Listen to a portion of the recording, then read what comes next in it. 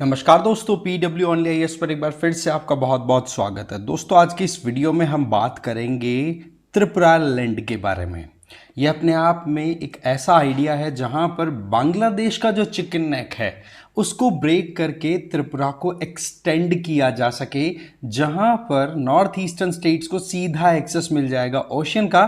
साथ ही साथ जो त्रिपुरी लोग हैं उनकी जो डिमांड है कि हम एक साथ होकर के एक ग्रेटर त्रिपुरा जैसे स्टेट में रहें, तो ये अपने आप में मूवमेंट जो है ये कोई नया नहीं है। इसके लिए कई सालों से त्रिपुरी लोग या फिर हम कहें जो इंडिजीनस लोग हैं जो पर्टिकुलरली त्रिपुरा में भी रहते हैं, इसके अलावा आपके मिजोरम, असम और बांग्लादेश के हिली टेरेन रीजन में फैले हुए हैं, तो वो लगातार इस बात की डिमांड कर रहे हैं।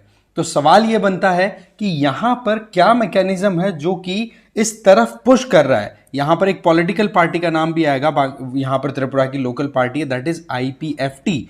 इस पार्टी के द्वारा कई बार प्रोटेस्ट किए जा चुके हैं और ये लोग दिल्ली जंतर मंतर तक भी पहुंच चुके हैं कि हमें त्रिपुरा लैंड चाहिए, जिससे कि हम हमारे जो लोग हैं, जिसमें ज़्यादातर तो त्रिपुरी लोग हैं, हमारी डिमांड्स हम पूरी कर सकें, सोशो इकोनॉमिक हमारी रिक्वायरमेंट्स है वो फुलफिल कर सकें। पूरा डिटेल में हम इस मुद्दे को समझेंगे, बट आगे बढ़े उससे पहले एक तो आप मुझे फॉलो कर लीजिए इस क्यूआर कोड को स्कैन करके टेलीग्राम पर, और नंबर 2, पीडब्ल्यू ऑनली आईएएस की तरफ से यूपीएससी फाउंडेशन कोर्सेज रन कराए जा रहे हैं, जिसमें संकल्प 2027 इंग्लिश और हिंदी मीडियम में है, टाइटन 2026 इंग्लिश में है, तो प्रहार 2026 इंग्लिश और हिंदी में है। इन सब में जो भी आप एक्सेस करेंगे उनमें आपको लाइव एंड रिकॉर्डेड क्लासेस मिलेगी सीसेट और जीएस की, साथ में एमसीक्यूज की डेली प्रैक्टिस होगी, साथ साथ मेंस आंसर राइटिंग, और आपको ई बुक्स भी दे दी जाएंगी। एडमिशन बिल्कुल ओपन है, डिटेल्स है वो डिस्क्रिप्शन बॉक्स में शेयर की हुई है, देख लीजिए। तो बात कुछ ऐसी है कि आईपीएफटी है ना, ये लगातार प्रोटेस्ट करती चली जा रही है कि भाई हमें तो एक अलग से स्टेट दे दो, क्योंकि हमारे जो अधिकार हैं उन अधिकारों को पहले जब ईस्ट पाकिस्तान हुआ करता था तब भी बहुत कॉम्प्रोमाइज किया गया था, और आज भी हम कहीं ना कहीं हाशिए पे हैं, बहुत ज्यादा मार्जिनलाइज्ड फील करते हैं। तो ऐसे में उनके द्वारा डिमांड की जा रही है त्रिपुरा लैंड की। अब हमें यहां पर समझने की जरूरत है कि बांग्लादेश जिस तरीके से बड़बोलियापन करता हुआ दिखाई पड़ रहा है, कभी चाइना के पास जाकर के बोलता है कि नॉर्थ ईस्टर्न स्टेट्स जो हैं इंडिया के लैंडलॉक हैं उनको हम कैप्चर कर सकते हैं, इकोनॉमिक प्रॉस्पेरिटी भी इंश्योर कर लेंगे। यहां पर बांग्लादेश को एक तो एक क्विक रिमाइंडर हमें देना जरूरी है कि भाई भूलो मत 1971 का वो वॉर जब तुम लोग पैदा हुए थे, बड़ी मुश्किलों से तुम लोगों को पैदा किया गया था, अल्टीमेटली डॉक्टर का नाम इंडिया है, याद रखें आप। इसके अलावा दूसरी अगर बात करें तो जो वेस्ट पाकिस्तान आपको ऑलरेडी टेस्ट दे चुका है, क्या आप उसको भूल रहे हैं?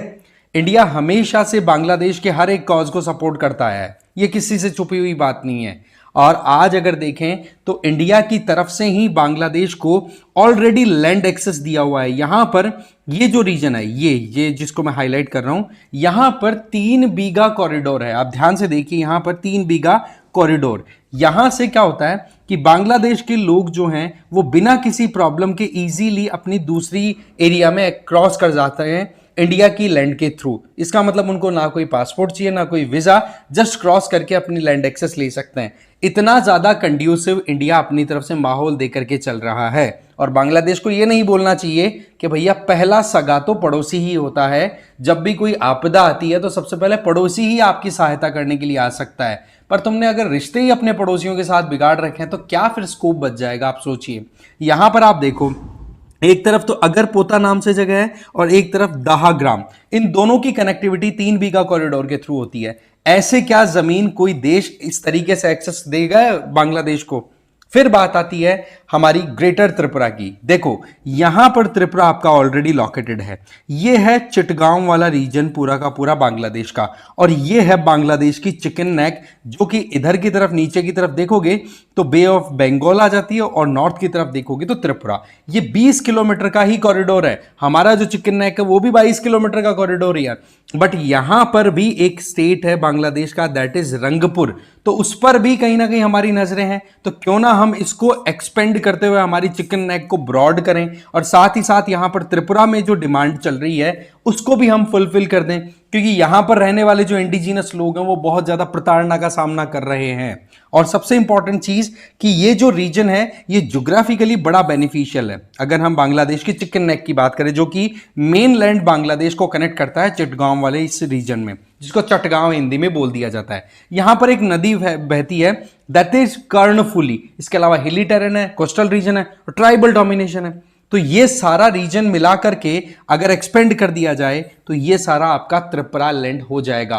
और इस चीज की डिमांड लगातार त्रिपुरा में पॉलिटिकल पार्टी कर रही है। आप यहां पर देखेंगे कि त्रिपुरा में जो डिमांड आ रही है वो आ रही है त्रिपुरा TAADC। आपको ध्यान होगा कि हमारे कॉन्स्टिट्यूशन में जो 6 शेड्यूल है उसके तहत त्रिपुरा को ट्राइबल स्टेटस दिया हुआ है। वहां पर स्पेसिफिकली आप खुद सोच सकते हैं कि ऑटोनॉमी दी हुई है लोकल्स को, तो उसको और ज्यादा एनहांस करने में क्या प्रॉब्लम है, किया जा सकता है। अब ये जो TTAADC है इसका नाम क्या हो गया, ये बेसिकली एक ऐसी काउंसिल है जो कि Tripura tribal area autonomous district council के तौर पे अपनी आइडेंटिटी चाहती है। जो ये चाहती हैं कि जहां पर भी त्रिपुरी लोग रहते हैं उनका एक पूरा आइडेंटिटी का एक ज्योग्राफिकल एरिया क्रिएट कर दिया जाए। आप यहां पर देखेंगे कि त्रिपुरीज के अलावा यहां पर ब्रू और रियांग कम्युनिटी के लोग भी रहते हैं, तो उनका सीधा टारगेट यहां पर यह जाता है कि हम जो है वो क्या चाहते हैं कि ये जो चटगांव वाला रीजन है इसके साथ हमारी कनेक्टिविटी हो जाए ना,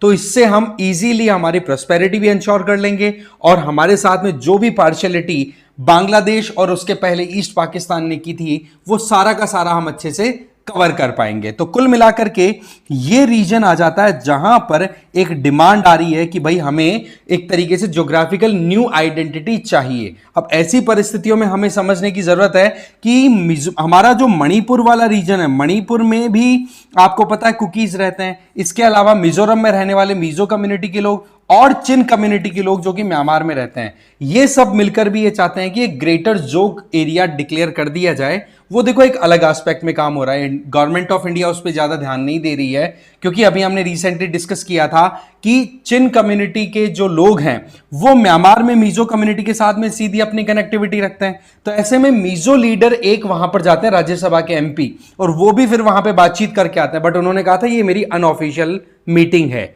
तो पॉइंट क्या है कि इस रीजन में कुछ ना कुछ उठापटक चल रही है और बांग्लादेश जिस तरीके से बड़बोला हो रहा है, तो ऐसे में हमें भी बिल्कुल अलर्ट होने की जरूरत है, क्योंकि जब जरूरत पड़े तो थोड़ा बहुत भय तो दिखाना जरूरी हो ही जाता है। बट यहां पर वे आउट क्या हो सकता है, अगेन हमें ये देखना होगा कि लोकल जो सोशियो इकोनॉमिक वायबिलिटी है वो देखी जाए कि हाँ भाई अलग से हम कोई स्टेट क्रिएट करें तो कितना पॉसिबिलिटी है। तीसरा, क्लियर कट पैरामीटर्स को ध्यान रखते हुए काम किया जाए। और चौथा सबसे इंपॉर्टेंट चीज कि डेमोक्रेसी में हम देखें तो जो भी ओपिनियंस आते हैं कम से कम उनको ऊपर आने का मौका दिया जाए, जिससे कि सही समय रहते हुए हम एक्शन ले सके। अदरवाइज क्या पता कोई गलत एक्शन ले लिया जाए जिसकी वजह से नुकसान हो, तो उससे तो कम से कम हम बच सकें। तो ये मोटा मोटा हमें एक आइडिया लेना था कि क्या अभी हम ग्रेटर त्रिपुरा क्रिएट कर सकते हैं या नहीं।